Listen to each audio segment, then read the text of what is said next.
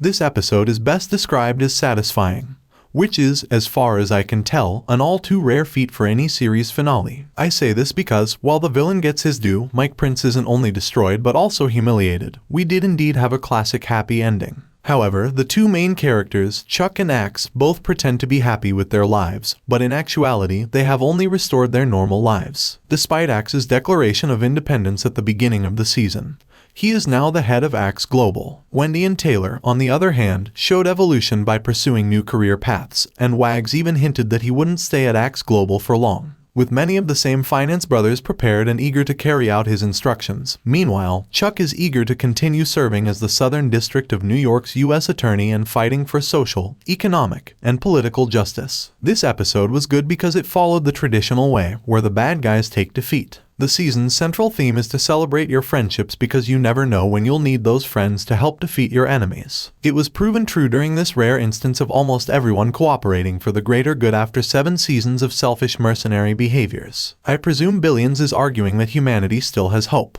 Thus, Admiral's Fun doesn't waste any time in confirming that Philip Charin and Kate Sacker have been covertly collaborating with Team Axe and Chuck since episodes 6 and 7, respectively. Everyone in the Billions universe is celebrating today because, as Prince gets closer to Camp David, our strong rebel alliance is launching a plot of humiliation and misery that is incredibly entertaining to witness. Team Axe and Chuck gets to work in the 2 hours that pass between Bradford, Luke, Prince, and Scooter giving their phones to the military police at Camp David and receiving them back. First, Chuck tells the SDNY employees that the agency is starting a comprehensive investigation into the claims made by Chuck that 6 of the biggest natural gas corporations in the United States have been working together with China and Russia. However, nobody should reveal this information to the media since Chuck would take a very dark turn against them. Taylor manipulates the risk management algorithm of Michael Prince Capital so that it misbehaves. After that, Philip just does as his employer says, deploying all of the funds and letting the algorithm take care of itself. You would never guess it. The financial press is hyping this news barely 20 minutes after Chuck made his big speech about not leaking the story concerning energy infrastructure misbehavior. The stock market has been rocked by accusations that natural gas corporations were conspiring with adversaries of the United States, and MPC's holdings are falling. Victor and Dollar Bill are terrified, while Zen Philip speaks nonsense about how the algorithm will self-correct. We have a beautiful sequence in the calm before the storm that supports Kate Sacker's political aspirations, with Chuck this time promising to assist her in getting elected to Congress. All Kate has to do is go back to New York City and give up the designer dresses. But hey, Chuck swears this time not to micromanage. As if it weren't heartwarming enough, Kate also learns the value of friendship.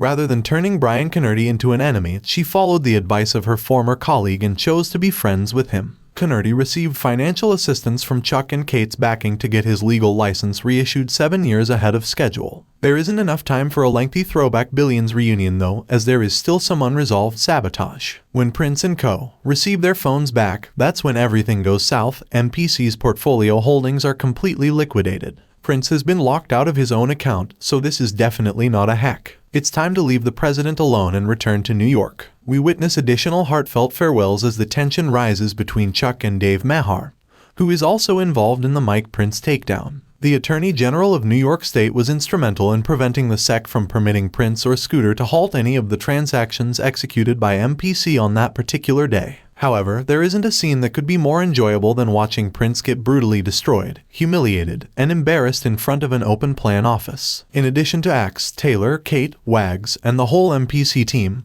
Governor Nancy Dunlap also witnessed Prince's breakdown. Prince pitifully tries to contain the damage, but it's obvious that the governor was also on Axe's boat because of her obvious reaction. Yes, she had always been a part of Team Axe and Chuck. We jump to Governor Dunlap and Axe's encounter at Rouse 4 days earlier, where we witness the exchange that was purposefully omitted from the previous week's episode. After Prince revealed his real dictatorial nature at the Owl, she gave Axe the assurance that she could never join Prince's ticket. Additionally, Axe assures her that if she follows through on his plan, Prince will never be president. All she had to do was act as Prince's vice president so that Chuck and Axe could perform their magic. Governor Dunlap is once again running for president, and she's bringing her supporters with her. The chain reaction carries on as Bradford, one of the only individuals not participating in Team Axe and Chuck's massive plan, rushes out the door as Prince quipfully yells, "I'm still a viable candidate." However, Bradford was right. Mike Prince's platform is hopeless if he is no longer a self-made billionaire. Fortunately, Bradford will not be unemployed for very long.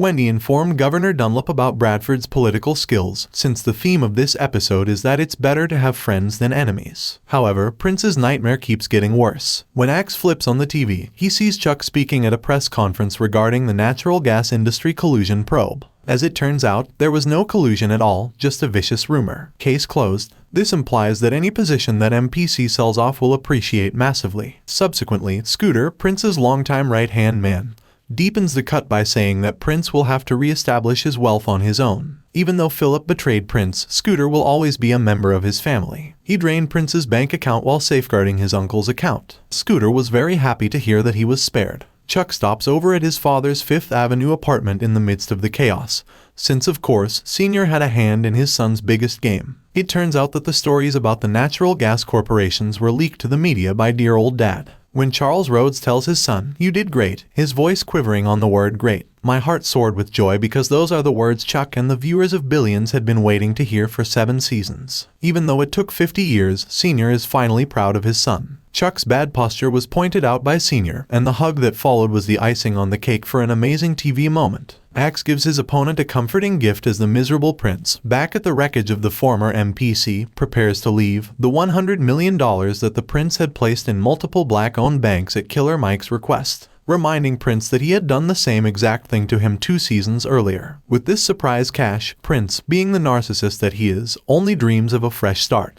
He issues a grave warning about America's foundation of second acts as he departs. The most genuine remarks the man has ever made. He'll start over since he is the same as Chuck or Axe. For these individuals, the game never ends. Axe made sure that everyone on his staff gained absurd wealth while Prince's billions were being taken away. It turns out that Axe believed it was not enough to simply defeat the Prince but to accomplish that while also making Ben Kim, Tuck Lal, Dollar Bill, Victor, and the other devoted staff members highly wealthy through the concealment of funds in a covert account known as the Admiral's Fund. If the scene in Admiral's Fund with Chuck and Senior is the finest, then Chuck and Axe's farewell is a very close second. In addition to being absurd, it's also sincere and deeply felt. Jokes about aging exist. Mutual respect is being discussed. They both realize they probably won't be able to collaborate again. Even though they will probably run into each other occasionally, Axe gives Chuck back the incriminating hard drive with the idea that, in return, he will be granted some future indulgences. They then talk about how neither of the guys has changed since they first met. Just before they all go back to what they were doing at the start of Billions. Beneath the raw alpha male energy, Axe's reunion with the band has a melancholic undertone, even as he takes back his old office and gives his team orders to make some fucking money. Was it Axe who went away, worked on himself, and adopted a new perspective, just to return and repeat the same actions over and over again? Wags is eager to travel and explore new things, maybe down in Miami. Could that be an indication of future spin-offs? Axe Global, however, will not be a carbon copy of Axe Capital, as 2 key players in the success of the former are going it alone. Wendy and Taylor receive the hard sell from Axe, but neither of them is persuaded.